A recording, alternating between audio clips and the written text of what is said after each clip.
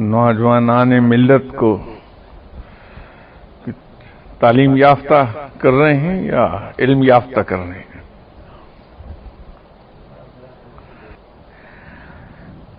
دیکھیے، جب آپ کسی ولی اللہ کے حالات زندگی پڑھیں گے تو اس میں کہیں آپ یہ لکھا ہوا نہیں دیکھیں گے. فار انسٹنس، حضرت نظام الدین اولیاء کا اگر کسی نے ذکر کیا ہے، کتاب لکھی ہے، تو یہ کہیں نہیں آپ کو لکھا ہوا ملے گا کہ وہ بابا فرید گنج شکر رحمۃ اللہ علیہ صاحب سے تعلیم یافتہ تھے، تربیت یافتہ تھے. کسی ولی کے ساتھ تعلیم کا لفظ نہیں آتا، ہمیشہ تربیت کا آتا. اس لیے کہ تربیت تعلیم پہ فوقیت رکھتی.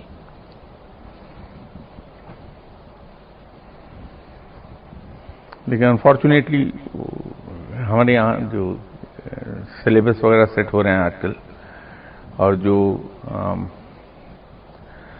ہمارے یہاں کوڈ آف انسٹرکشنز اسٹیبلش ہوتا ہے، اس میں تعلیم کو آہستہ آہستہ انہوں نے ایلیمنیٹ، تربیت کو ایلیمنیٹ کر دیا. تعلیم موجود ہے، تربیت ایلیمنیٹ کر دی.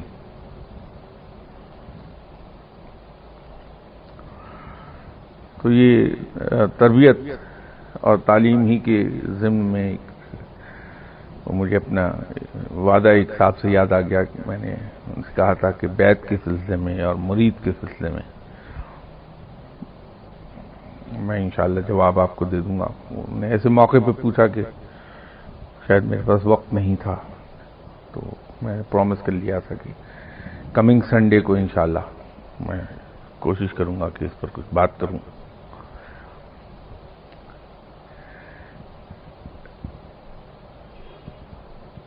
پرانے زمانے میں اصل میں جب اسلام بڑی تیزی کے ساتھ پھیلا،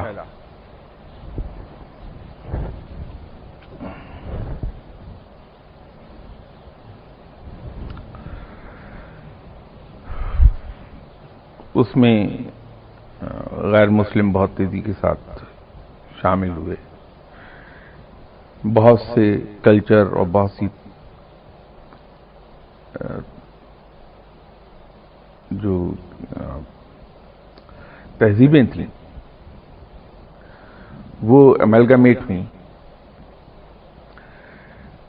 عرب کے لوگ ایران میں جا بسے، افغانستان میں آ گئے، روم میں جا بسے. تو وہاں کی لوکل، کچھ علاقوں کی لوکل تہذیبیں بہت سٹرونگ تھیں، بہت ہی طاقتور تھیں. تو لوکل تہذیبوں کے انفلوئنسز،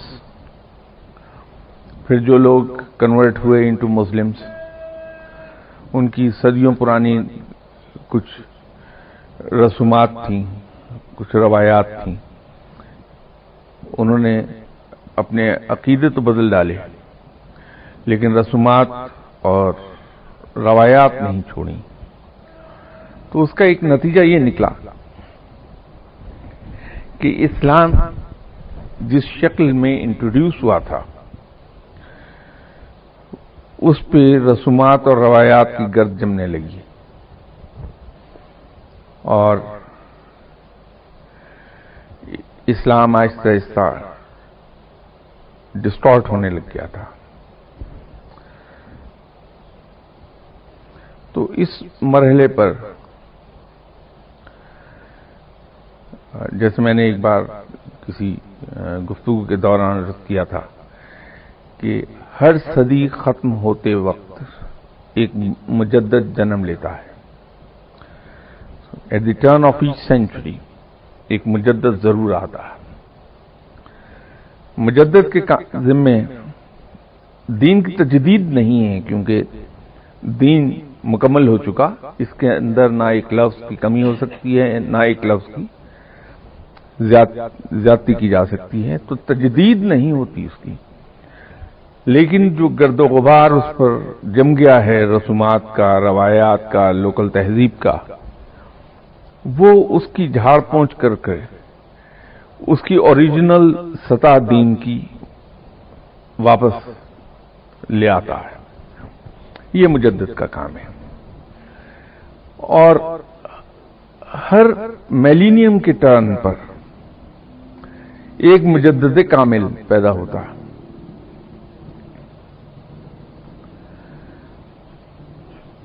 تو یہ لوگ اپنے اپنے وقت میں پیدا ہوتے رہے، اس کے علاوہ اولیاء کرام تھے، فقیر، درویش، کچھ بھی آپ کہیے انہیں، انہوں نے یہ کام سنبھالا اور دین کی جو اصل شکل ہے اس کو قائم رکھنے کی کوشش کی۔ اب یہ وہ دور تھا جب ابھی وسائل زیادہ ترقی نہیں پائے تھے، تو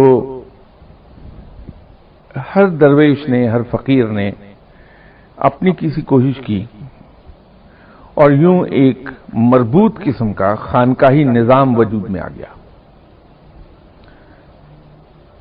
ہمارے یہاں اردو میں جو خانقاہ کہلاتا ہے،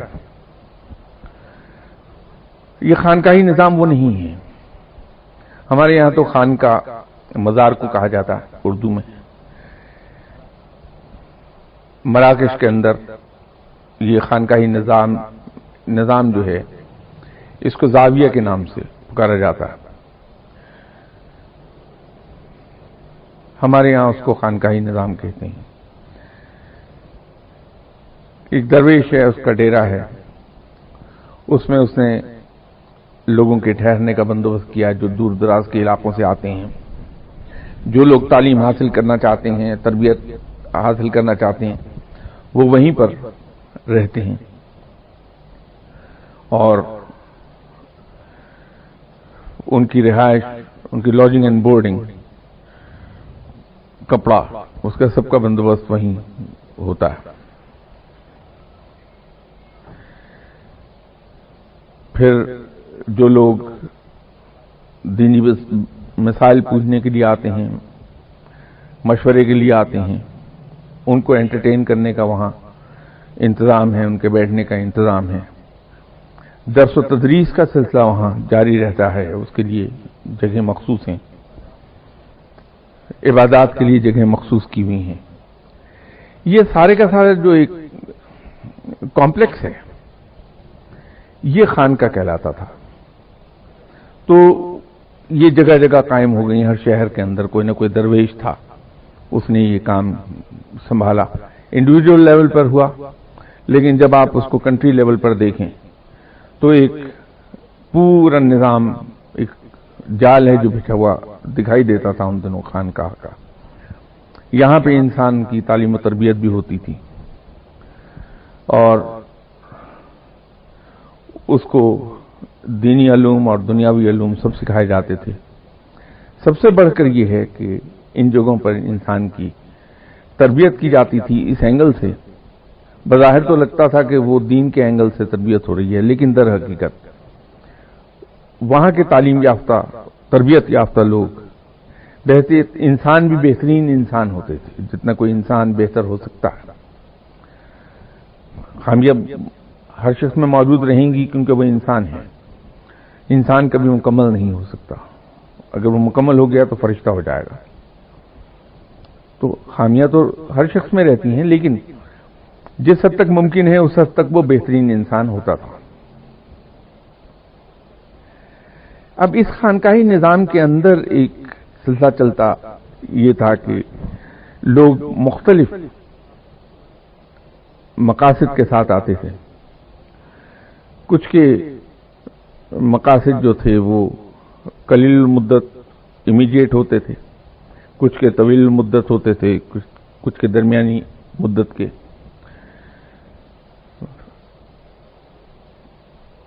ایسے لوگ جو وقتی غرض کے ساتھ آتے تھے کہ یہ مسئلہ پوچھیں گے ہم، یا آج کا ایک درس ہم سن کے آ جائیں گے اس درویش کا، ان کا تو کچھ اتنا پرابلم نہیں تھا. انہوں نے درس سنا یا اپنا مسئلہ معلوم کیا, دعا کرائی, چلے گئے. کچھ ایسے بھی آتے تھے جن کا مقصد ہوتا تھا کہ چلیے وہاں ہم علم تفسیر حاصل کر لیں گے یا قرآن پاک حفظ کر لیں گے. یہ درمیانی مدت کے مقاصد کے لوگ تھے. علم فقہ سیکھنے کو ہی آ گیا, اور علوم اس نے سیکھے ہیں, کوئی ایک پرٹیکولر علم جو ہے اس نے سیکھنا ہے, اس کے لیے وہ آ گیا. پھر ایسے بھی حضرات ہوتے تھے جو طویل المدت مقاصد لے کر آتے تھے. ان کا مقصد یہ ہوتا تھا کہ وہ اللہ کی راہ پہ چلیں اور اللہ کا قرب حاصل کر لیں. اب چونکہ ان لوگوں کو ایسے علوم امپارٹ کیے جانا ہوتے تھے جو مخصوص تھے کچھ لوگوں تک, تو ان کی سنسیئرٹی کو جج کرنے کے لیے کہ کس حد تک سنسیئر ہیں اپنے مقصد کے لیے, ان کو یہ جج کرنے کے لیے کہ کس حد تک یہ سختیاں سہ لیں گے, ان سے کمٹمنٹ لی جاتی تھی. وہ در حقیقت کمٹمنٹ کہنے کو تو یک طرفہ نظر آتی تھی, لیکن در حقیقت وہ دو طرفہ کمٹمنٹ تھی کہ ایسے صاحب جو اس راہ پہ چلنا چاہتے ہیں اور تصوف کی راہ پہ چلنا چاہتے ہیں, روحانیت حاصل کرنا چاہتے ہیں, وہ اس درویش کے پاس آ کے یہ کمٹ کرتا تھا کہ میں اپنا ماضی اس خانقاہ کے دروازے کے باہر چھوڑ آیا. الفاظ یہ نہیں ہوتے تھے, یہ الفاظ میرے ہیں, لیکن مقصد یہ ہوتا تھا ان الفاظ کا کہ میں اپنا ماضی سارا اس خانقاہ کے دروازے کے باہر چھوڑ آیا ہوں.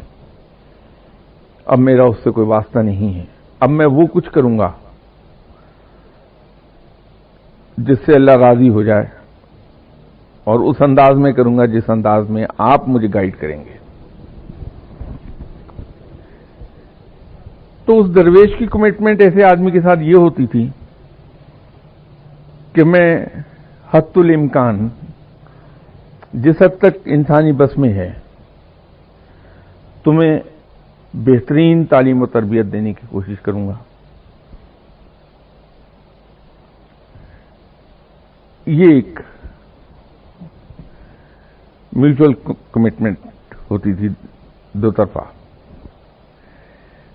اس کا نام بیعت دے دیا گیا.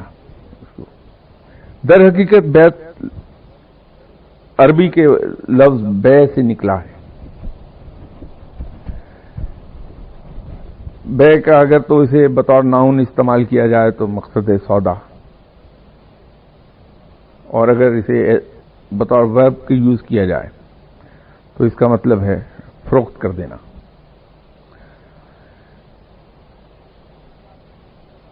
تو جو مرید آ کے کمٹ کر رہا ہے درویش کے ہاتھ میں ہاتھ دے کے, وہ عرف عام میں اپنے آپ کو فروخت کر رہا ہے اس درویش کے ہاتھوں. مقصد یہ ہے فروخت سے میرا کہ جس لمحے اس نے اس درویش کے ہاتھ پہ بیعت کر لی تو اس لمحے نہ اس کی پھر کوئی مرضی رہی, نہ اس کا کوئی ارادہ رہا, نہ اس کی کوئی خواہش رہی, نہ اس کی کوئی ضرورت رہی.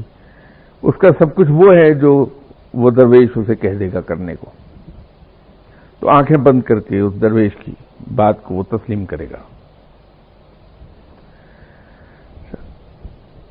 اب اس سلسلے میں یہ ہے کہ وہ چونکہ درویش واقعتاً درویش ہوتے تھے جن کا کوئی دنیاوی مقصد نہیں ہوتا تھا, جنہیں کوئی غرض یا کوئی لالچ یا کوئی تما نہیں تھی کسی سے, بے لوث خلق خدا کی خدمت کرنے والے لوگ تھے. تو اس میں کوئی اندیشہ نہیں تھا کہ وہ مرید اگر اپنے آپ کو اس درویش کے ہاتھوں فروخت کر رہا ہے تو اس کو ایکسپلائٹ کر لیا جائے گا. یہ کوئی اندیشہ نہیں تھا.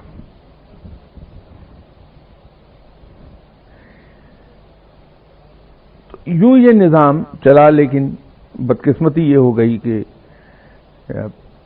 इंडियन सब कॉन्टिनेंट के अंदर, क्योंकि ज्यादा इन्फ्लुएंस हिंदुइज्म का था और हिंदुइज्म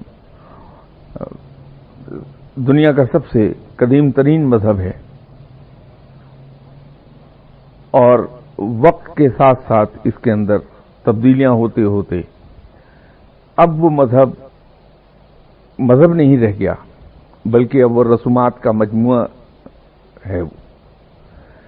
तो जहां इस किस्म की कैफियत पैदा हो जाए किसी अकीदे, किसी मजहब, किसी दीन के साथ, तो वहां खराबियां दर आती हैं। तो हिंदुइज्म के अंदर पंडित, पुरोहित और साधु, इन तीनों ने मिलकर कुछ ऐसी तरह डाल दी थी कि वो एक्सप्लॉयटेशन ज्यादा थी, तरबियत कम थी। तो मुसलमान चूंकि ज्यादातर हिंदू से मुसलमान हुए थे, तो वो इन्फ्लुएंस कुछ इनके ऊपर बाकी था, वो आहिस्ता आहिस्ता होते होते खुद दीन इस्लाम के अंदर भी आ गया। यूं पीरी और मुरीदी ने जन्म ले लिया। जहां तालीम और तरबियत कम है, एक्सप्लॉयटेशन मुरीद की ज्यादा है।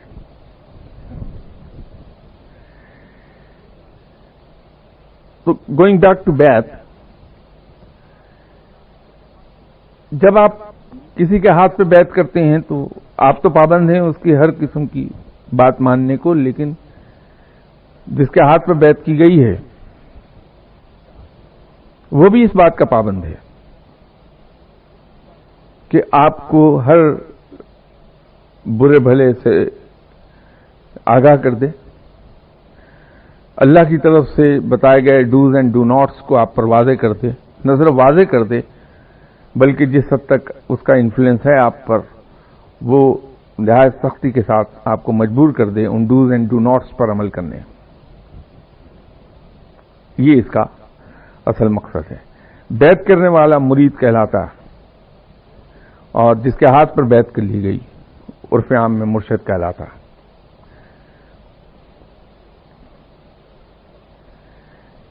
अब मुरीद के इस्तिलाही मायने क्या हैं, देखने की बात यह है।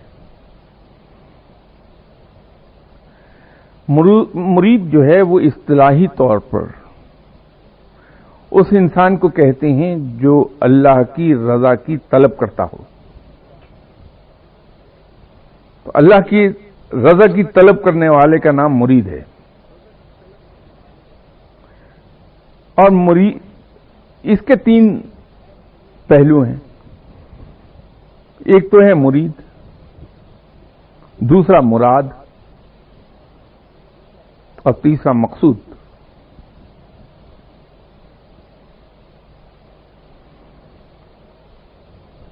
अब जैसे इसकी इस्तिलाही मायने मैंने मुरीद के बयान किए कि ऐसा शख्स जो अल्लाह की रजा की तलब करता है वो मुरीद है। मुरीद इब्तदा है, मुराद इंतहा है, जहां जाके मुकम्मल होती है चीज। इंतहा उस मायनों में, एक्सट्रीम के मायनों में नहीं। और मकसूद वो इरादत के साथ आ जाएगा।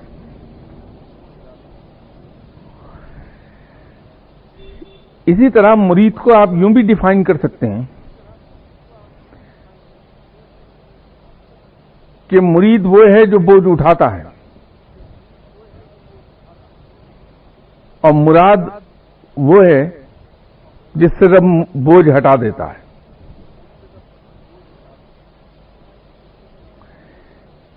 या इसको यूं भी आप डिफाइन कर सकते हैं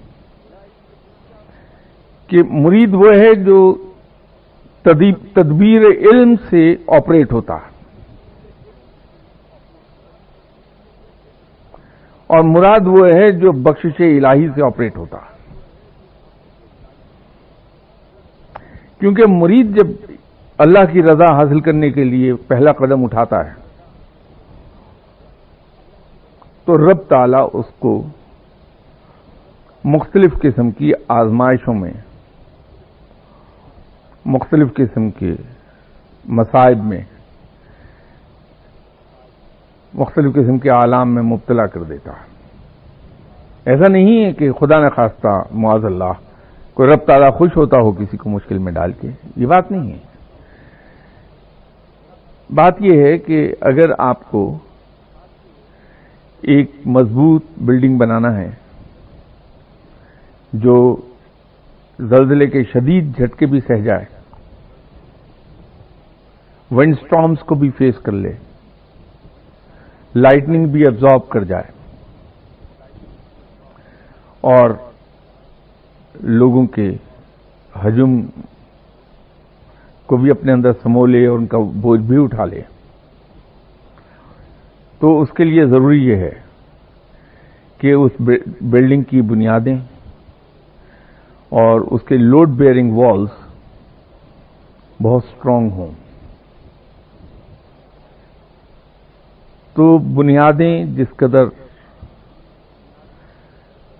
اچھے میٹیریل کی اور سیزن برکس کی اور سیزن کر کے بنائی جائیں گی، انہیں سول انجینئرنگ کی زبان میں سیٹنگ کا ٹائم جتنا زیادہ دیا جائے گا، جتنی اچھی کیورنگ اس کی جائے گی، وہ بنیادیں اتنی ہی مضبوط ہوں گی اور دیر پا ہوں گی.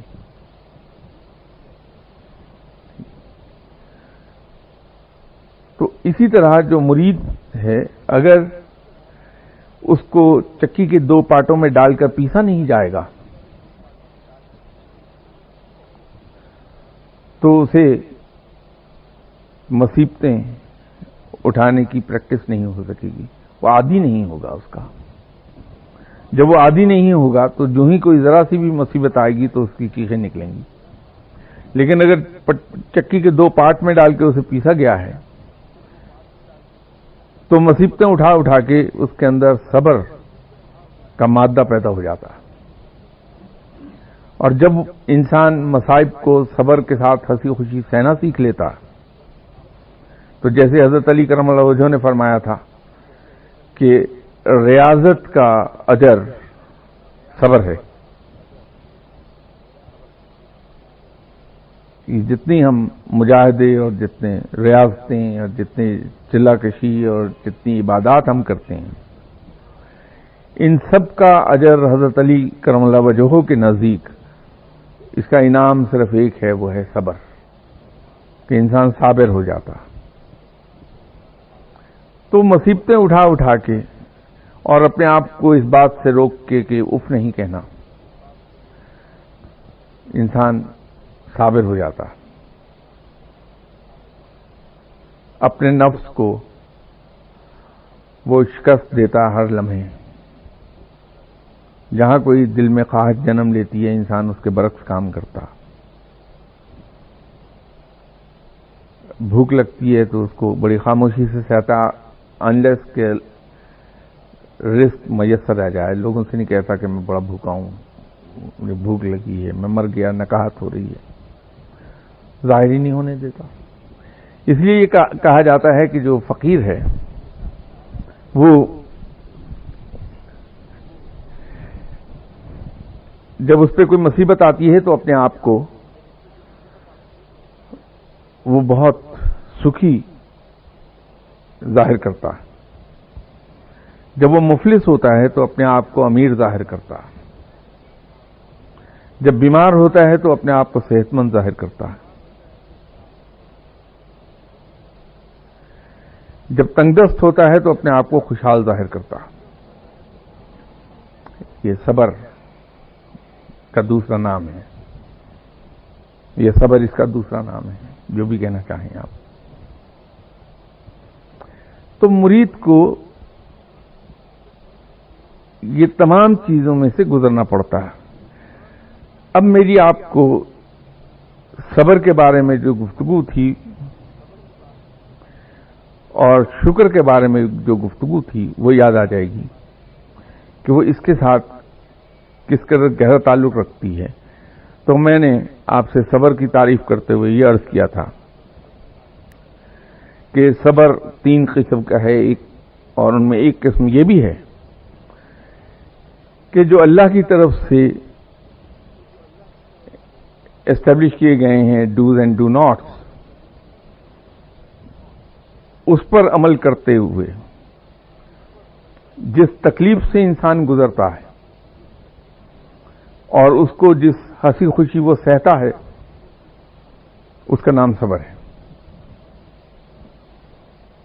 اب وہ اس کے ساتھ یہاں لنک ہوگی بات کہ اس کے اندر صبر پیدا کرنے کے لیے اور شکر پیدا کرنے کے لیے اس کو چکی کے دو پارٹوں میں ڈال کے پیس دیتے ہیں۔ دنیا کی کوئی ایسی آزمائش اور کوئی ایسی مصیبت نہیں جو اس پر نازل نہ ہوتی ہو اس عرصے میں۔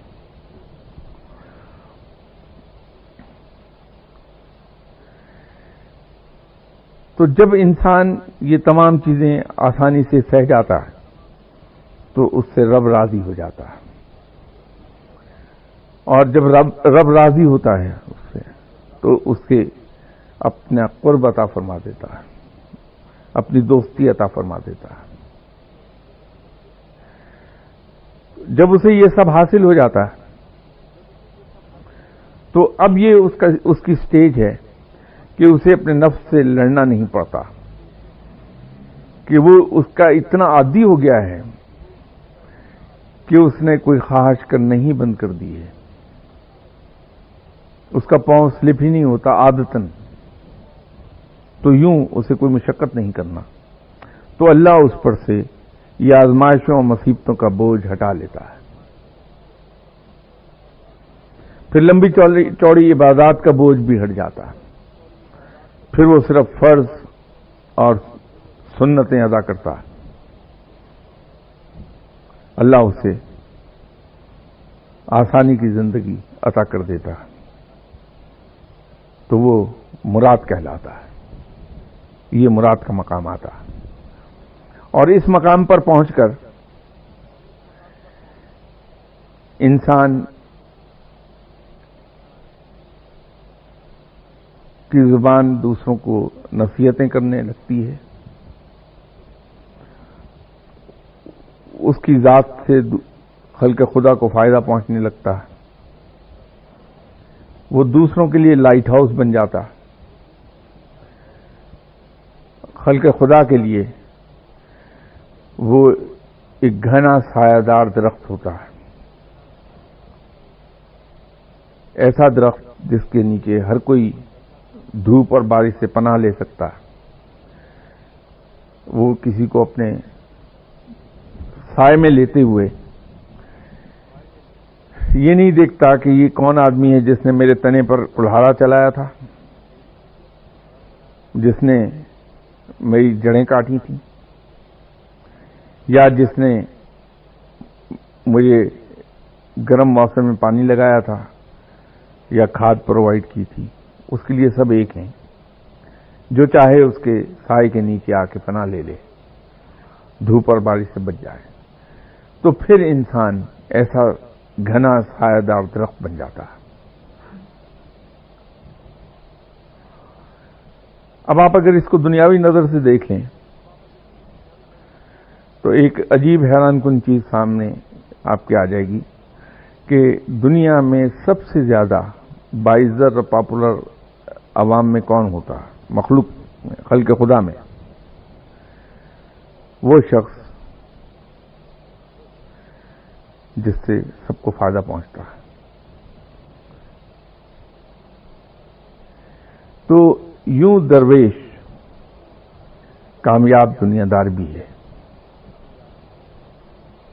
کہ وہ لوگوں کے دلوں پر حکومت کرتا ہے، لوگ اس سے پیار کرتے ہیں۔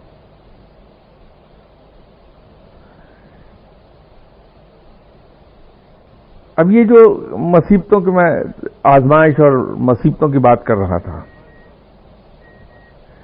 یہ عام طور پر 4 سٹیجز میں ہوتی ہیں۔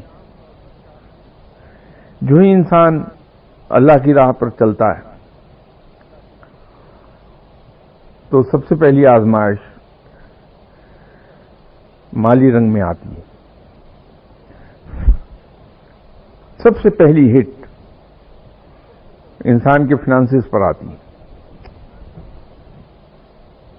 مالی لحاظ سے بہت ہی تنگ دست ہوتا ہے، اور ایسی ایکسٹریم کو پہنچتا ہے کہ بعض کا ناقابل تصور ہو جاتا ہے وہ فائنینشیل کرنچ جس میں سے اسے گزرنا پڑتا ہے۔ عجیب اتفاق یہ ہے کہ ایک بڑی اکثریت اسی پہلی سٹیج سے ہی دوڑ جاتی ہے اور پھر واپس دنیا کی طرف پلٹ جاتی ہے.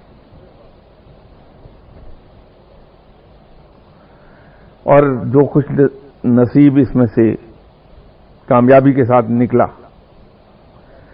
تو پھر اگلی سٹیج پر ایک دوسری چیز بھی اس کے ساتھ شامل ہو جاتی ہے. مالی کرنچ تو چل ہی رہا ہوتا ہے, وہ یہ ہوتی ہے کہ گھر کا سکون برباد ہو جاتا ہے اور اکثر اوقات طلاق تک نوبت چلی جاتی ہے.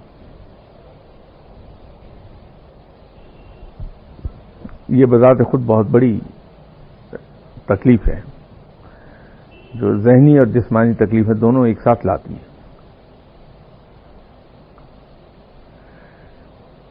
تو لوگ تو دوڑ جاتے ہیں لیکن پھر بھی چند ایک خوش نصیب ایسے ہیں جو یہ دونوں چیزیں بیک وقت مار کو آرام سے سہ جاتے ہیں. تو پھر ایک تیسری چیز میں شامل ہو جاتی ہے آگے, وہ یہ ہے کہ دنیا بھر کی تہمتیں, الزامات, عیب وہ اس شخص کے نام پر آنے لگتے ہیں. وہ لوگ جو کل تک جھک جھک کے سلام کرتے تھے, تعظیم میں اٹھ کے کھڑے ہوتے تھے, وہ تھوکنے لگتے ہیں انسان پہ. اب ایک طرف تو وہ فائنینشل کرنچ سے گزر رہا ہے, اس کے خلاف باہر لڑ رہا ہے باہر کی دنیا میں کہ کسی طرح سے میں اپنا سر پانی سے باہر, پانی کے اوپر رکھ سکوں. گھر کے اوپر, گھر میں آتا ہے تو گھر میں دوسرا عذاب اس کا انتظار کر رہا ہوتا, تو سارا دن وہ باہر کے عذاب سہتا ہے اور شام کو آ کے رات کو گھر کے عذاب سہتا ہے. اور آن ٹاپ آف دیٹ یہ بدنامیاں اور لوگوں کے تانے اور تہمتیں اور الزامات, ان سب کو فیس کرنے لگتا. تو اگر آدمی ان سب میں ثابت قدم رہا تو پھر چوتھی چیز آ کے شامل ہو جاتی ہے. وہ یہ ہے کہ انسان کو ترغیبات ملنے لگتی ہیں, لالچ اور ترغیبات, کیونکہ بدترین حالات میں زندہ رہ رہا ہے. یہ بالکل ایسا ہے کہ اگر ایک شخص 2-4 روز سے بھوکا ہے, پیاسا ہے, تو آپ اس کو روٹی دکھا کے کہیں ادھر آ کے لے لو, ادھر آ کے لے لو, تو یہاں پہ ریزسٹ کرنا بڑا مشکل ہوگا کہ آدمی جم کر اپنی جگہ بیٹھا رکھے, رکھو اپنے پاس, میں نہیں لیتا. تو جب وہ ایک لمبے عرصے سے وہ فائنینشل کرنچ کا شکار ہوتا ہے, ضروریات رکی ہوئی ہوتی ہیں, روٹی کھانے کو پیسے نہیں ہیں, بجلی کٹی ہوئی ہے, گیس کٹی ہوئی ہے, گھر کا کرایہ نہیں ہے, لینڈ لارڈ دھمکیاں دے رہا ہے کہ سامان اٹھا کے باہر پھینک دوں گا, ادھر گھر کے اندر بے پناہ قسم کا جھگڑا, دنگا فساد چل رہا ہے, اور فائنانسز بہر طور اس کا ایک ون آف دی ریزنز. الزامات نے زندگی حرام کی ہوئی ہے. تو ایسے میں جب ترغیبات اور لالچ ملنے لگتی ہے تو انسان کے پاؤں ڈگمگاتے ہیں. یہ اس سب میں سے گزرنا ہوتا بندے کو, اور ہر آدمی گزرتا ہے اس میں سے. اس میں ایکسیپشن نہیں کہیں, کوئی نہ ایکسیپشن ہے نہ ایگزمپشن ہے, دونوں ہی باتیں ہیں اس میں.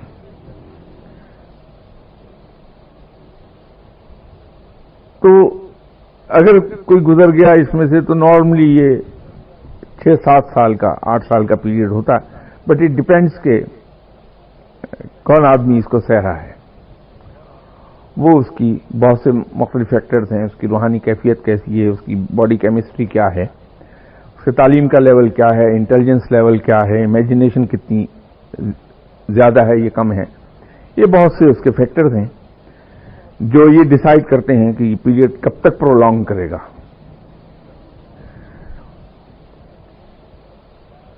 تو ان سے گزرنے کے بعد پھر وہ اپنی مراد کو پہنچتا ہے تو اللہ کی رحمتیں نازل ہوتی ہیں. وہ تمام جو چیزیں واپس لے لی گئی تھیں وہ ایک ایک کر کے نہ صرف لوٹا دی جاتی ہیں بلکہ وہ ملٹیپل فیکٹرز کے تحت آتی ہیں کہ اگر پہلے انسان فرض کر لیجئے ملینئر تھا تو پھر وہ بلینئر ہو جائے گا فوراً، اور بڑی تیزی سے چیزیں واپس آتی ہیں. جو عزت پہلے ملی ہوتی ہے دوبارہ سے عزت ملنے والی اس سے کئی گنا زیادہ بھی ہوتی ہے اور بہتر کوالٹی کی بھی ہوتی ہے. گھر کا سکون جو چھن گیا ہوتا ہے، اگر اس وقت تک ڈائیورس نہیں ہوئی، سیپریشن نہیں ہوئی، تو سکون بے پناہ اچھا لوٹ آتا ہے واپس، پہلے سے کہیں زیادہ بہتر ہو کر. وہ مراد کے لیول پر پہنچا ہوا انسان ہے. کیا اب اس میں باقی حصہ انشاءاللہ نیکسٹ سنڈے اس کا بیان کریں گے، اس میں کہ مرشد کی ڈیوٹیز کیا ہیں، مرشد کو مرید کو تعلیم دینے کے طریقے کیا ہونے چاہیے مرشد کے لیے، مرید کے آداب کیا ہونے چاہیے، اس راہ میں آداب محفل کیا ہوتے ہیں، کیا کیا احتیاطیں لازم ہیں، ان کا ذکر انشاءاللہ بشرط زندگی اگلی اتوار کریں گے. اب کسی کے ذہن میں اگر کوئی سوال ہے تو کہ یہ بزرگان دین، اولیاء اللہ، شہداء، پیغمبر، ان سب کو چھوڑ کے ویسے ایک عام آدمی جب اس دنیا سے دوسری دنیا میں جاتے ہیں تو وہ کیا کہیں شعوری طور پہ موجود ہوتے ہیں یا وہ ڈورمنٹ کر دیے جاتے ہیں، سلا دیے جاتے ہیں قیامت تک کے لیے؟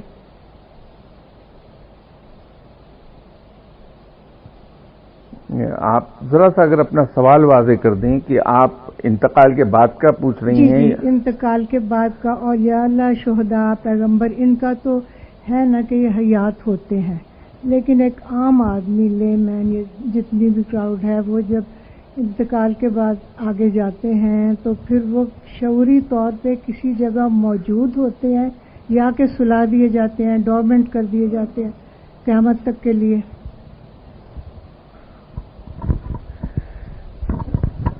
بی بی اس میں دیکھیے جو انسان ہے یہ دو چیزوں سے بنا ہے، یا اس کے جو اسینشل انگریڈینٹس ہیں وہ دو ہیں، ایک روح اور دوسرا جسم. اب جو جسم ہے اس کے فردر آگے آپ اسے ڈیوائڈ بھی کر سکتی ہیں، اس کے سب کمپوننٹس کی ہیں، سب اسمبلیز ہیں اس کی، جس میں قلب ہے، دل ہے، روحانی زبان میں قلب ہے، وہ دماغ ہے، پھر دماغ کے دو حصے ہیں، شعور اور لاشعور. لیکن روح جو ہے اس کا ایک ہی حصہ ہے، وہ سنگل کمپوننٹ ہے، وہ سنگل یونٹ ہے. جب انتقال ہوا تو انسان ان دو حصوں میں تقسیم ہو گیا واضح طور پر. روح پرواز کر گئی اور عالم برزخ میں چلی گئی، جسم زمین کے نیچے چلا گیا، گل سڑ گیا، کیڑوں کی خوراک بن گیا. اب یہ اتفاق ایسا ہے کہ صرف جسم کے ساتھ ہی شعور اور لاشعور کا تعلق ہے، کیونکہ برین جسم کا حصہ ہے، یہ اسی کی ایک سب اسمبلی ہے برین، تو وہ تو وہیں فنا ہو گیا سب کچھ. تو یوں شعوری اور لاشعوری طور پر زندہ رہنے کا کوئی سوال ہی نہیں. روح تو ایک سنگل یونٹ ہے. نہیں، میں وہی اسی کی عرض کروں، وہ تو سنگل یونٹ ہے، اس کا نہ کوئی شعور ہے نہ کوئی لاشعور ہے. روح تو صرف روح ہے، اور وہ زندہ جاویداں ہیں. وہ فنا نہیں ہوتی. تو جب وہ عالم برزخ میں چلی گئی تو ڈپینڈ اس پہ کرتا ہے کہ اس کے دنیا کے اندر اعمال کیا تھے، تو وہ اسی درجے کے برزخ میں داخل کر دی جاتی ہے. زندہ رہتی ہیں، سوتی نہیں ہیں. ان کو چیزوں کا شعور رہتا ہے، رب تعالیٰ ان کے علم میں چیزیں لاتا رہتا ہے. فار انسٹنس یہ جو ہم ختم دلاتے ہیں، میرا انتقال ہو گیا، میرے لواحقین نے اس نیت سے قرآن پاک کی تلاوت کرائی کہ اس کا ثواب میری روح کو پہنچے. قرآن پاک کی تلاوت کی گئی اور نیت بنیادی طور پہ یہی تھی کہ جی سرفراز صاحب کی روح کو ثواب پہنچے اس کا.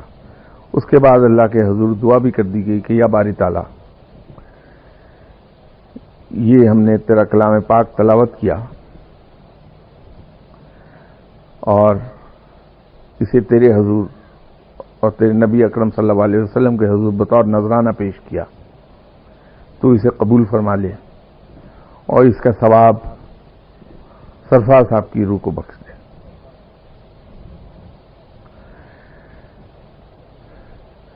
اب یہ آپ کا حق ہے کیونکہ آپ نے قرآن پاک تلاوت کیا ہے اور رب تعالیٰ اس کا ثواب آپ کو عطا فرمائے گا، چونکہ آپ نے ایک چیز ارن کر لی ہے اللہ تعالیٰ سے بطور حق کی، کیونکہ اس نے وعدہ کیا کہ اس کا ثواب دوں گا میں. تو اب یہ آپ کا حق ہے کہ اپنی ارن کی ہوئی چیز کو جہاں جی چاہے خرچ کر دیں. تو آپ اگر اس کا ثواب میری روح کو بخش دیتی ہیں تو اللہ تعالیٰ اپنی رحمت کے صدقے وہ اتنا ہی ثواب آپ کی روح، آپ کے نامہ اعمال میں لکھ دیتا ہے اور بقایا ثواب میری روح کے نامہ اعمال میں لکھے گی. اب جو روح اس دنیا سے روانہ ہو گئی وہ اس پر قادر نہیں ہے کہ اپنے نامہ اعمال میں نیکیاں یا بدی یا گناہ بڑھا سکے. لیکن جب آپ نے بخشا میری روح کو تو وہ میرے نامہ اعمال میں ثواب لکھ دیا جائے گا. تو اس ثواب کی ضرورت تو ہر روح کو رہے گی. تو جب میرے نامہ اعمال میں یہ لکھا جائے گا تو اس کی اطلاع مجھے من جانب اللہ دی جائے گی کہ تمہارے نامہ اعمال میں فلاں زندہ شخص نے جس کا نام یہ ہے یہ ثواب لکھوایا ہے. ٹھیک ہے، تو مجھے اطلاع ملی. یوں میں کہہ رہا ہوں کہ اللہ کی طرف سے اطلاع بھی اس کو دی جاتی ہے، وہ اس کے علم میں رہتی چیز، تو وہ زندہ بھی ہے اور اس کو اللہ کی طرف سے مختلف اطلاعات جو ضروری ہیں اس سے متعلق ہیں وہ ملتی رہتی ہیں. یہ ہے اس کا.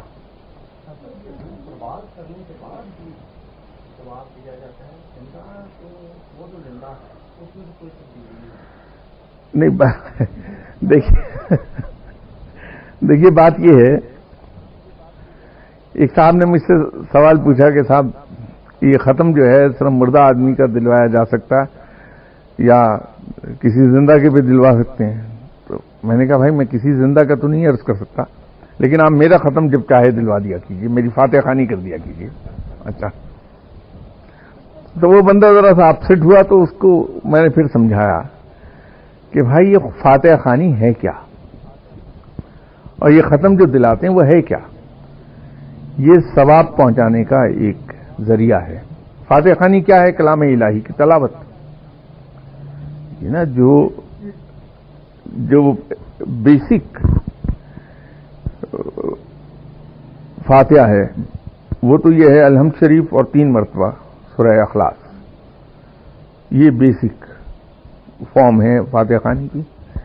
بڑھا اسے جتنا چاہے آپ نے، تو دونوں ہی کلام الہی ہیں، سورہ فاتحہ بھی اور سورہ اخلاص بھی. تو اس کو جب کوئی پڑھتا ہے تو اس کا ثواب ملتا ہے. جو زندہ روح ہے، زندہ انسان ہے، تو آپ نے ایک چیز عمل کی ہے. یہ تھوڑی ہے کہ جو آپ کو تنخواہ ملی ہے یونیورسٹی سے آپ صرف مردہ لوگوں پہ ہی خرچ کر سکتے ہیں، آپ زندہ پہ نہیں خرچ کر سکتے. وہ آپ کا حق ہے، جہاں جی چاہے خرچ کر دیجیے. آپ یہ کام نہیں کرتے. قبر کے ساتھ روح کا تعلق، یعنی اگر ہم قبر پہ جائیں یا نہ جائیں روح کو کوئی فرق پڑتا ہے؟ دیکھیے، جہاں مردہ دفن کیا گیا ہے اس جسم کی روح اپنے مقام دفن کے ساتھ ایک رابطے میں رہتی ہے، اس کا ایک تعلق قائم رہتا ہے. وہ موجود وہاں کسی وقت ہو بھی سکتی ہے، کسی وقت نہیں بھی ہو سکتی ہے، ہمیں نہیں پتہ چلے گا. اسی چیز سے بچنے کے لیے حکم یہ ہے کہ جب قبرستان کے قریب سے گزرو تو سلام بھی کرو اور وعلیکم السلام بھی خود ہی کہو. یہ حکم ہے نا. تو اب بات یہ ہے کہ اگر تو روح کا وہاں ہر وقت اس کا تعلق موجود رہتی ہے تو سلام کرنے کے بعد اس کا جواب دینا پھر ضروری کیوں ہے؟ پھر تو جواب آگے سے آ جائے گا. اگر میں آپ کو سلام کروں تو میں خود ہی تو نہیں اس کا جواب دوں گا، آپ دیں گی اس کا جواب. تو اس کا مطلب یہ ہے کہ وہاں ہر وقت وہ موجود نہیں ہے، تب یہ کہا کہ سلام بھی کر لو اور جواب بھی دے لو. دوسری صورت، اگر وہاں بالکل ہی وہ موجود نہیں رہتی روح، تو پھر سلام کرنے کا مطلب کیا ہے؟ تو اس کا مطلب یہ ہے کہ وہاں پہ اس کا تعلق تو قائم رہتا ہے، لیکن یہ ضروری نہیں ہے کہ ہر وقت وہاں رہے بھی یا ہر وقت نہ ہی رہے. تو ہمیں چونکہ عام آدمی کو بظاہر آنکھ سے دکھائی نہیں دے سکتی، ہمیں اس کا ادراک نہیں ہو سکتا کہ وہ وہاں موجود ہے یا نہیں، تو یہ دونوں ہی صورتیں کر دی گئیں کہ سلام بھی کر لو، اس کا جواب بھی دے دو. ان کو پتہ چلتا ہے کہ کوئی آیا تھا میرے لیے؟ جی جی، میں تو عرض کر رہا ہوں آپ سے کہ روح کو میں نے تو پہلے ہی جواب دیا آپ کو کہ جب آپ سلام کرتی ہیں، یہ بھی تو سلامتی بھیجی نا آپ نے روح پہ، تو فوراً اس کی اطلاع اس کو ملتی ہے.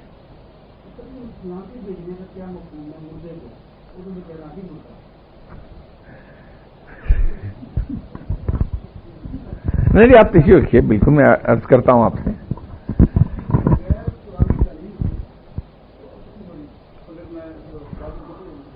سوری نہیں فرمائیے.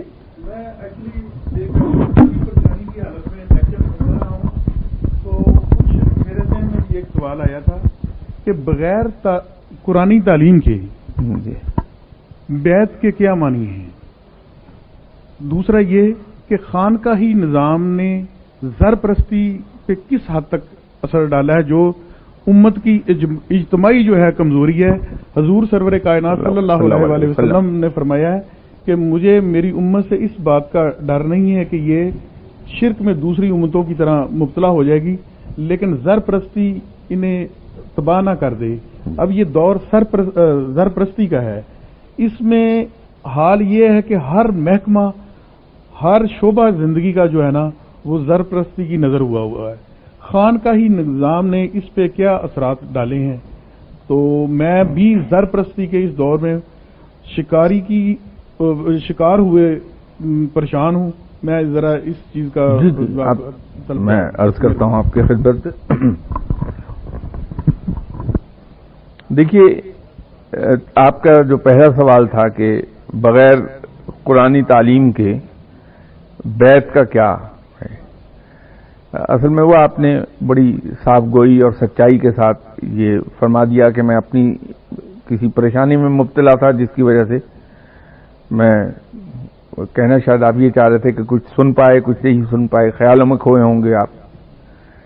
وہ میں نے شروع ہی وہیں سے کیا تھا کہ خانقاہی نظام کس مقصد کے لیے شروع ہوا اور کہاں تک اس نے اس کو سرو کیا. لیکن انڈین سب کانٹیننٹ کے اندر یہ خانقاہی نظام جو اتنا اچھا تھا، جس نے بہت ہی اسلام کی خدمت کی، وہ ہندو انفلوئنس کی وجہ سے، لوکل روایات اور رسومات کی وجہ سے آہستہ آہستہ وہ اس طرف چلا گیا جس کو آپ زر پرستی کہتے ہیں. میں نے اس کا لفظ ایکسپلائٹیشن یوز کیا تھا اس کی جگہ، تو وہ مریدوں کو ایکسپلائٹ کرنے کا ایک ذریعہ بن گئی. وہ میں نے عرض کیا تھا، اس کو میں دوبارہ عرض کر دوں گا. جہاں تک بیعت کی بات ہے، میں نے یہ بھی جب میں خانقاہی نظام کو ایکسپلین کر رہا تھا تو میں نے عرض کیا تھا کہ وہاں پہ لوگ 3 طرح کے آتے ہیں. ایک قسم تو لوگوں کی وہ ہے جو صرف وقتی طور پر کوئی مسئلہ پوچھنے آ گئے یا دعا کرانے آ گئے اور چلے گئے. دوسری قسم وہ ہے جو علم قرآن انہوں نے حاصل کر لیا، علم تفسیر سیکھنا چاہتے ہیں، علم فقہ سیکھنا چاہتے ہیں، علم حدیث یا سیکھنا چاہتے ہیں، کوئی ایک حصہ سیکھنا چاہتے ہیں، تو وہاں کچھ عرصے کے لیے رکے اور اس کے بعد وہ جب علم انہوں نے حاصل کر لیا تو چلے گئے. تیسری قسم وہ ہے جو وہاں آتے ہیں کہ وہ پوری طرح سے تعلیم و تربیت دونوں وہاں حاصل کر لیں. اب سوال یہ ہے کہ جب آپ کسی اسکول کے اندر داخل ہوئے اور آپ نے ایڈمیشن فارم بھر کے دیا، اس کے ساتھ اس کی رولز اینڈ ریگولیشنز کا ایک فارم ہے جس پہ آپ نے دستخط کیے، وہ یہ کہتا ہے کہ صاحب جو پالیسیز اور جو رولز اینڈ ریگولیشنز اس اسکول کے ہیڈ ماسٹر بنا دیں گے پرائمری اسکول کے، بچہ اور اس کے والدین اس کی پوری پابندی کریں گے، اور اس ضمن میں ہیڈ ماسٹر صاحب کا فیصلہ حتمی فیصلہ ہوگا. اسی طرح اور اس کے ساتھ لکھا ہوا ہے کہ اتنی فیس ہوگی، اتنی چھٹیاں ہوں گی، اس ڈریس میں آنا ہوگا، یہ اسٹیشنری لانا ہوگی، یہ تمام اس میں ٹرمز اینڈ کنڈیشنز لکھی ہیں. اب اس کو آپ سائن کرتے ہیں. اب سوال یہ ہے کہ پرائمری کلاس پاس کیے بغیر اس پر سائن کیوں کیے گئے ہیں؟ تو اس کا جواب یہ آئے گا کہ صاحب وہ تو داخل ہی اس لیے ہو رہا ہے کہ وہ ایجوکیشن لے لے. تو ایجوکیشن لینے کے لیے ضروری یہ ہے کہ وہ ڈسپلنڈ ہو، اور اس کو ڈسپلنڈ رکھنے کے لیے سرٹن رولز اینڈ ریگولیشنز چاہیے، اور اس کو وہ ایگری کر رہا ہے کہ میں ان رولز اینڈ ریگولیشنز کو ابائڈ کروں گا. اسی طرح یہ بیعت جو ہے وہ دستخط تو نہیں کرتے فارم آپ رولز اینڈ ریگولیشنز کا، لیکن بیعت کر رہے ہیں اس درویش کے ہاتھ پر جو اس خانقاہ کا ہیڈ ماسٹر ہے کہ جب تک میں اس خانقاہ سے متعلق رہوں گا تو میں اللہ کے بنائے ہوئے تمام قوانین پر کاربند رہوں گا، اور اللہ کے احکامات پر عمل کرنے کے سلسلے میں جو انسٹرکشنز آپ سے دی جائیں گی میں ان کو آنکھیں بند کر کے تسلیم کروں گا. میں کوئی ایسا کام نہیں کروں گا جو اللہ کی طرف سے لیٹ ڈاؤن ڈو ناٹس کے زمرے میں آتا ہوں، اور میں تمام تر اپنی جسمانی اور ذہنی قوت کو بروکار لاؤں گا اللہ کی طرف سے لیٹ ڈاؤن ڈوز کے سلسلے میں کہ جو حکم دیا ہے میں اس کو بجا لاؤں. اب وہ بیعت کی ان شرائط پر وہ بیعت کرتا ہے.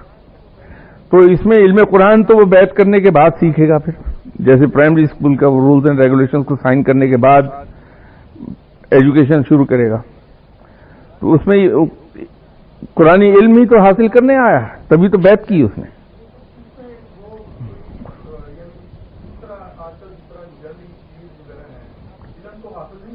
نہیں، آپ دیکھیے، میں اس میں گزارش کروں آپ سے، اگر ہم 2 یا 3 نقطوں کو یکجا کر جائیں گے تو کام نہیں بنے گا. بات دیکھنے کی بات یہ ہے، یا تو ہم اس کو یوں دیکھ لیں کہ خانقاہی نظام کیا ہے، بیعت کیا ہے، اس کو علیحدہ کر کے دیکھ لیں. یہ ڈیفینیشن آپ کے ذہن میں آ جائے گی، ایک خاکہ سامنے آ جائے گا کہ اصل میں یہ سسٹم کیا تھا. اب اس کا دوسرا حصہ اگلا وہ ہے جس پر آپ انسسٹ کر رہے ہیں، معاف کیجیے گا، کہ اس کو مس یوز کس طرح کیا جا رہا ہے.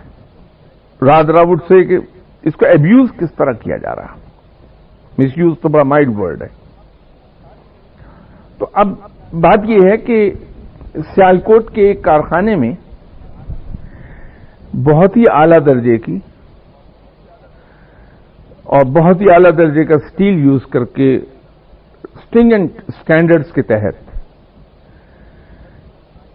ایک سرجیکل نائف بنا ہے، اس لیے کہ سرجن ڈیلیکیٹ سے ڈیلیکیٹ آپریشن بڑی آسانی کے ساتھ اس سرجیکل نائف سے کر لے. ٹھیک ہے. اب اگر میں اٹھا لاؤں اور سڑک پر چلتا ہوا اس سے تھریٹ کروں کسی کو کہ جیب خالی کر دو ورنہ میں تمہارا پیٹ پھاڑ دوں گا، اور ادھر اسی نائف سے میو ہاسپٹل کا ایک کارڈیالوجسٹ اس سے مریض کا علاج کر دے، تو اس میں اس چاقو بیچارے کا کیا قصور ہوا؟ قصور تو میرا ہے جس نے اس ایک اچھی جگہ استعمال ہونے والے چاقو کو لوٹ مار کے لیے استعمال کر لیا. تو پھر چاقو کو برا کہنا مناسب نہیں ہوگا. کیا جی؟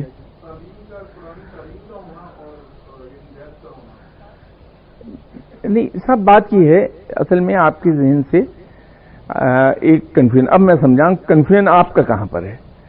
آپ بیعت جس کو کہہ رہے ہیں، آپ کے ذہن میں بیعت یہ ہے کہ صاحب میں ایک گدی نشین پیر ہوں، ٹھیک ہے،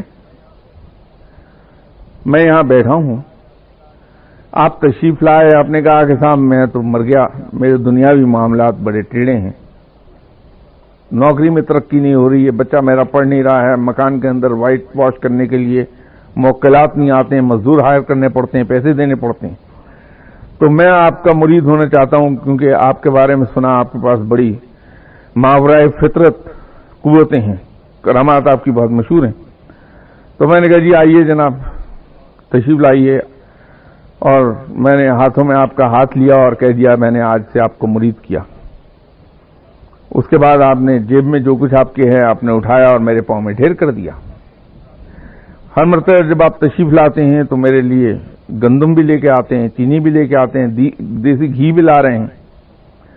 بھائی ایسی بیعت کے سلسلے میں تو علامہ اقبال نے بڑا صحیح سلوک کیا تھا کہ وہ جو پیر صاحب ان کے گھر پہ ایک بڑے مشہور بیٹھے تھے تو ان کا مرید ایک وہیں آ گیا تھا، تو آ کے عرض کی تھی کہ حضرت میں 100 روپے کا مقروض ہو گیا، دعا کر دیجئے کہ یہ میرا قرض اتر جائے.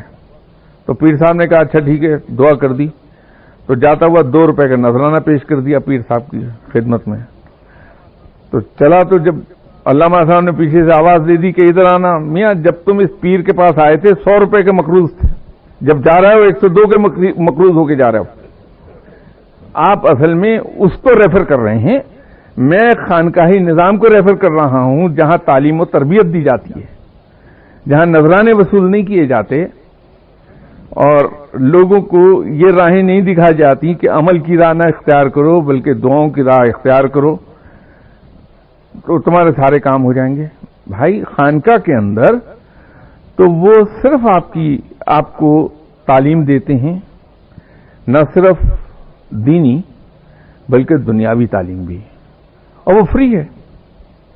آپ وہاں رہتے ہیں، جو میسر ہے آپ بھی کھاتے ہیں، جو میسر ہوتا آپ پہنتے ہیں وہاں، اور وہ آپ کی تربیت کرتے ہیں کہ کس طرح سے لوگوں کو ریسیو کرنا ہے، ان سے بولنا کیسے ہے، ان کی خدمت کیسے کرنی ہے، لوگوں کی زیادتیاں کیسے برداشت کرنی ہیں، لوگوں کے ظلم کیسے سہنے ہیں. آپ نے بغیر چہرے پر ذرا سی ناگواری لائے. پھر اگر کبھی وقت جہاد آ جائے تو کس خوبصورتی اور کس آسانی کے ساتھ اپنی جان قربان کر دینی ہے اس جہاد میں، دلیری بھی سکھاتے ہیں وہ. یہاں تو بھائی یہ جو ہے یہ جس سلسلے کی آپ بات فرما رہے ہیں اس کو تو وہ علامہ اقبال نے بڑے مزے کا کنڈیم کیا تھا. چونکہ مجھے شاعری سے دلچسپی نہیں، نہ یاد رہتے ہیں شعر، لیکن میں اس کا مفہوم بتا سکتا ہوں کہ یہ جو روحانیت ہے یا تصوف ہے یہ سوائے اس کے کہ قوم کو بے عملی کی راہ دکھاتی ہے اور کچھ نہیں ہے. اور یہ حقیقت ہے، جس طرح کی دعائیں میں صبح سے شام تک لوگوں کی کرتا ہوں بیٹھ کے، اور کچھ لوگ اگر مجھے شبہ ہو جائے کہیں کہ ہو سکتا ہے یہ بندہ کچھ پڑھا لکھا ہے تو میں کہنے کی بھی کوشش کرتا ہوں کہ بھائیو کیوں یہ کام کرتے ہو. اللہ تعالیٰ کے احکامات کو سمجھو، وہ تو مجاہدوں کو پسند کرتا ہے جو ہر وقت اپنی کمر کس کے رکھتے ہیں اور عمل کے لیے تیار رہتے ہیں۔ باعمل لوگوں کو اللہ پسند کرتا ہے، ان لوگوں کو جو جدوجہد کرتے ہیں، ایفرٹ کرتے ہیں۔ ہاں یہ ضرور ہے کہ اللہ کی مدد مانگنا چاہیے، لیکن کب؟ عمل شروع کرنے سے پہلے کہ یا اللہ میں تیری ہی عطا کردہ عقل اور جسمانی قوت سے یہ کام کرنے لگا ہوں، اس میں برکت ڈال دے۔ اور کام ختم ہونے کے بعد کہ یا باری تعالیٰ جو کچھ تو نے مجھے سمجھ اور جسمانی قوت عطا فرمائی تھی، میں نے اس سے پوری طرح کام لے کے اپنی سی کوشش کر لی اور اس کا نتیجہ تیرے ہاتھ میں ہے، تو اسے میرے لیے بہترین کر دے۔ قصہ ختم ہو گیا۔ نہ آپ کو 3 گھنٹے بیٹھنے کی ضرورت ہے کسی جگہ پر، نہ آپ کو شاہ صاحب کی باتیں سننے کی ضرورت ہے، نہ آپ کو یہاں آ کے وقت ضائع کرنے کی ضرورت ہے۔ آرام سے اللہ کو پکاریے، کام شروع کرنے سے پہلے بھی اور کام ختم کر کے بھی، اور پوری کوشش کیجیے۔ کیا ضرورت ہے آپ کو کہیں جانے کی، دعائیں کرانے کے لیے؟ بھائی جس کے بعد دعا کرانے جا رہے ہیں کوئی آپ سے بہتر انسان تھوڑی ہے، وہ تو ہو سکتا ہے آپ سے کہیں زیادہ گناہگار ہو۔ جناب اب تو کلیئر ہو گیا پوائنٹ آپ کے ذہن میں؟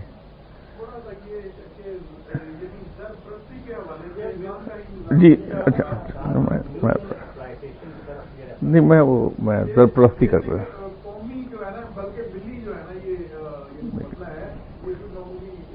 نہیں یہ دیکھیے اس کے اندر دونوں چیزیں ہیں، انتہائی سیریس مرض بھی ہے نیشنل لیول پر، اور انتہائی آسان ترین مسئلہ، مرض نہیں مسئلہ۔ یہ 5 منٹ کے اندر اندر زرپرستی اس قوم سے ختم ہو جائے گی، اور یہ 5000 سال تک بھی نہیں ہوگی۔ دونوں ہی باتیں ہیں اس میں اس میں گزارش کر دوں کہ میں یہ 2 باتیں کیوں ایک وقت میں کہہ رہا ہوں۔ بات یہ ہے کہ آج میرا بیٹا یا بھتیجا بھانجا یا کوئی قریبی عزیز چوری کرے پڑوسی کے گھر میں، پولیس اسے پکڑ کے لے جائے گی، تو میرا یا ہم میں سے ہر ایک کا پہلا ری ایکشن کیا ہوگا کہ یار یہ تو بڑی زیادتی کی، پولیس نے پکڑ کے لے گی۔ اچھا دیکھو اس کا پولیس کا کوئی جاننے والا میرے یہاں ہے تو فوراً اس آدمی کے گھر میں پہنچ جاؤں گا، ان سے کہوں گا کہ صاحب وہ بچہ ہے جی، وہ اس پہ الزام لگ گیا چوری کا، تو ذرا ٹیلی فون کر دیں علاقے کے ایس ایچ او کو، اس نے پکڑ لیا اسے کہ اسے چھوڑ دے۔ ٹھیک ہے جناب؟ یا میں ایس ایچ او کے پاس جاؤں گا اور کوشش کروں گا کہ اسے کچھ پیسے دے دلا کے میں اپنا عزیز رشتہ دار چھڑوا لاؤں۔ ایسا ہی ہے نا جی؟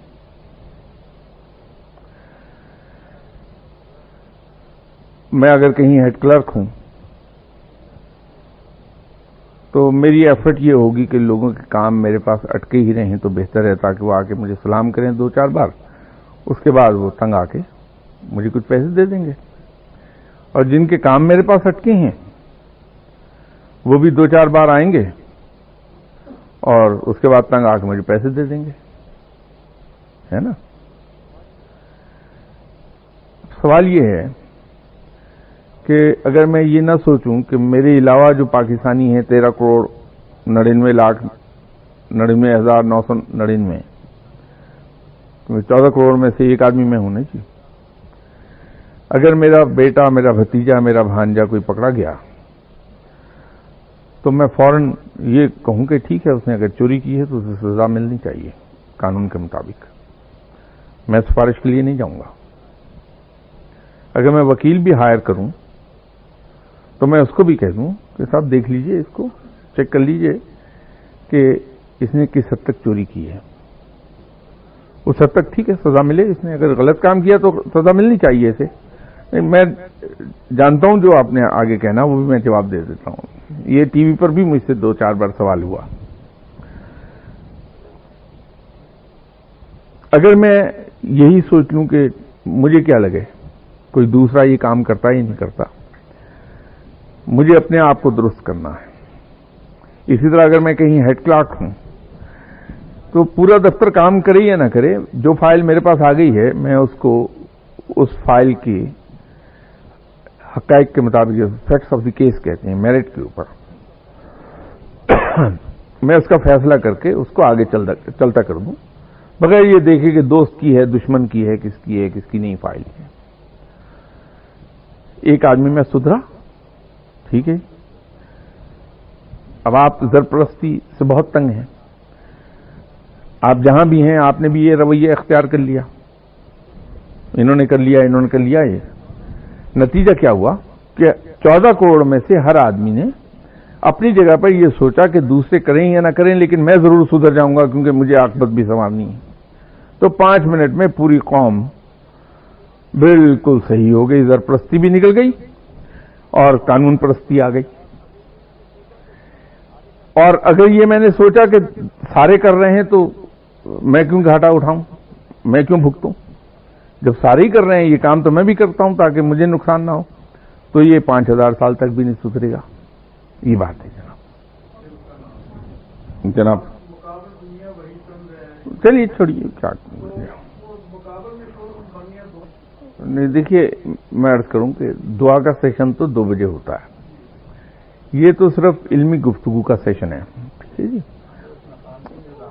تو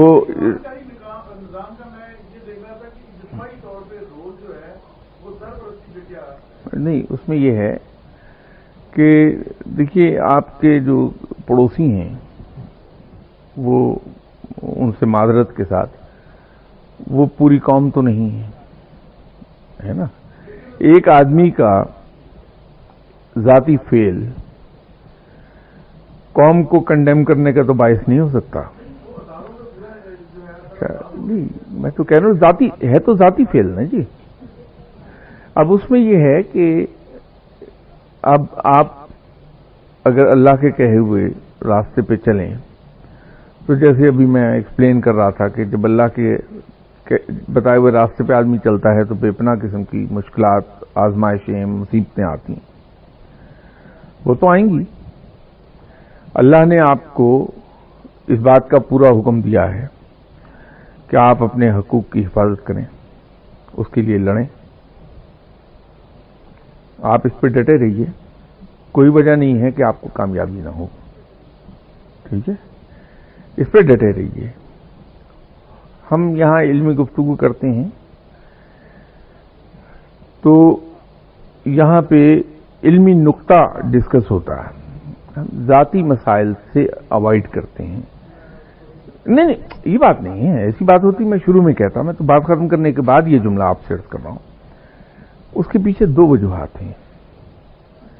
دیکھیے آپ نے ذاتی بات یہاں اپنے بیان کی نا، آپ کا ایک ذاتی مسئلہ بہت سے لوگوں کے علم میں آ گیا.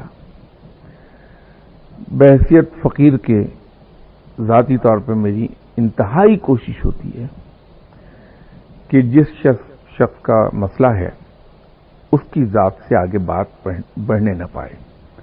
الحمدللہ 84 سے لے کے اب تک ان 22 سالوں میں ابھی تک تو کوئی ایک شکایت ایسی ہے نہیں کہ کسی کا کوئی مسئلہ کہیں اور ڈسکس ہو گیا ہو. تو پرائیویسی پہ بہت زیادہ زور ہم دیتے ہیں، تو یہ کوئی اتنی زیادہ اچھی بات بھی نہیں ہے، مناسب بات نہیں ہے کہ آپ کا ایک ذاتی مسئلہ ان سب دوستوں کے علم میں آ گیا. دوسری بات اس میں ایسا شخص جو موجود نہیں، مجھے نہیں پتا کن کا ذکر کر رہے ہیں آپ، اس لیے میں کہہ رہا تھا نام نہ کہیے آپ، وہ موجود نہیں ہے بحیثیت مسلمان کے. یہ پسندیدہ بات نہیں کہ ایسا شخص جو موجود نہیں، جو اپنے آپ کو ڈیفینڈ نہیں کر سکتا، ہم اس کا ذکر برے لفظوں میں کریں تو وہ گناہ کے زمرے میں آ جاتی بات ہے نا. تو میں یوں آپ سے آپ کی ساری باتوں کا جواب آپ کی مرضی کے مطابق، اطمینان کے مطابق دینے کے بعد یہ گزارش یوں کر رہا تھا کہ یہاں علمی نقطے ڈسکس کرتے ہیں، ذاتی بات نہیں کرتے. وہ بھی آپ ہی کے بھلے کے لیے ہے کہ آپ کی ذاتی بات کسی کے علم میں کیوں آئے، خواہ وہ اہم ہو یا غیر اہم ہو۔ اور دوسری بات یہ ہے کہ آپ غیبت کے اس کے حد میں کیوں چلے جائیں کہ ایک شخص موجود نہیں، اس پر ہم الزام دھریں۔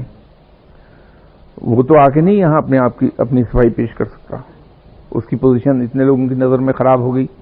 اب اللہ بہتر جانتا ہے وہ جھوٹا ہے یا سچا ہے نا۔ تو جب تک کسی کا فیصلہ نہ ہو جائے ہم اس کے بارے میں کوئی حتمی بات تو نہیں کہہ سکتے۔ تو اتنے لوگوں کے سامنے اس کی پوزیشن خراب ہو جائے تو اس کا سارا وبال آپ کے کندھوں پر آ گیا یا نہیں۔ تو اس لیے اس بات کو جب 2 بجے دعا کا سیشن ہوگا آپ وہاں تشریف لے آئیے میرے پاس، میں حاضر ہوں، جو خدمت کر سکا ضرور کروں گا آپ کی۔